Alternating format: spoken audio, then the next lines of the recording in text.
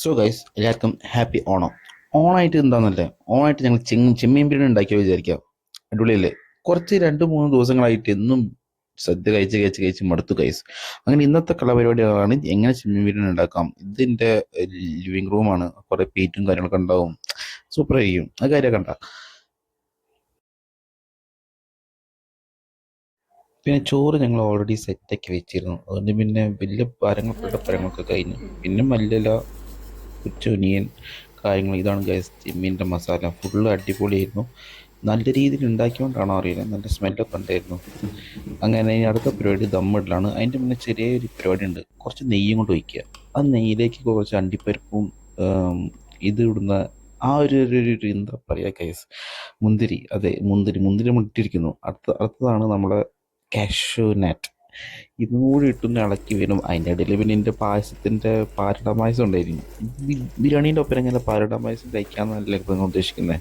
പറ്റും, വേണമെന്ന് വെച്ചാൽ എന്തും പറ്റും ഗൈസ്. അങ്ങനെ നമ്മൾ ഫസ്റ്റ് ലെയർ സാധനങ്ങൾ ഇതാ ഇട്ടു. അതിൻ്റെ മേലെ ചെറിയൊരു ഗാർണിഷും കാര്യങ്ങളൊക്കെ ആയിട്ട് അണ്ടിപ്പരിപ്പ്, മുന്തിരി, ഒനിയൻ കാര്യങ്ങളൊക്കെ ആയിട്ട് പിന്നെ അത് കളറിന് വേണ്ടിയിട്ട് കുറച്ച് മല്ലിയിലും കുറച്ച് പുതിനയും കുറച്ച് മല്ലിയിലും കാര്യങ്ങളൊക്കെ ആയിട്ട് സെറ്റാക്കി വെച്ചിട്ടുണ്ട്. ഇനി ഇത് ഒന്നും കൂടി നമ്മൾ ദമ്മിലിടാൻ പോവാണ്. എന്നിട്ടുള്ള ഒരു കാഴ്ച ഉണ്ട് ഗൈസ്, അതാണ് ഒന്നും തന്നെ കാഴ്ച. അങ്ങനെ അടുത്ത അടുത്ത മസാല ഇട്ട് ഇതിൽ കുറേ ലേയേഴ്സ് ഉണ്ടല്ലോ. നമുക്ക് ഒരു ബിരിയാണി കഴിക്കണമെന്നുണ്ടെങ്കിൽ നമ്മൾ കുറേ അതിന് വെയിറ്റ് ആണ് ഗൈസ്. അത് ഏറ്റവും അവസാനം അതിൻ്റെ പ്യൂരിറ്റോടെ കിട്ടുമ്പോഴാണോ അത് അത്ര വലിയ ഭംഗിക്കാരുണ്ടാവുക. പിന്നെ ഞാൻ വിചാരിച്ചിരുന്ന പിന്നെ ഇതുകൂടെ ആകുമ്പം ചിക്കൻ ഫ്രൈ നമുക്ക് ഒരു പരിപാടിക്കും ഒഴിച്ചു കൂടാൻ പറ്റാത്തൊരു സംഭവമാണല്ലേ ചിക്കൻ ഫ്രൈ. അപ്പോൾ ചിക്കൻ ഫ്രൈയിൽ ഞാൻ ഒരു എഗ്ഗും കൂടെ പൊട്ടിച്ചിട്ട് ഒന്ന് കളറാവട്ടെ, എന്നിട്ട് ഞാൻ കുഴച്ചിട്ട് പൊരിക്കാനുള്ള പരിപാടിയാണ്.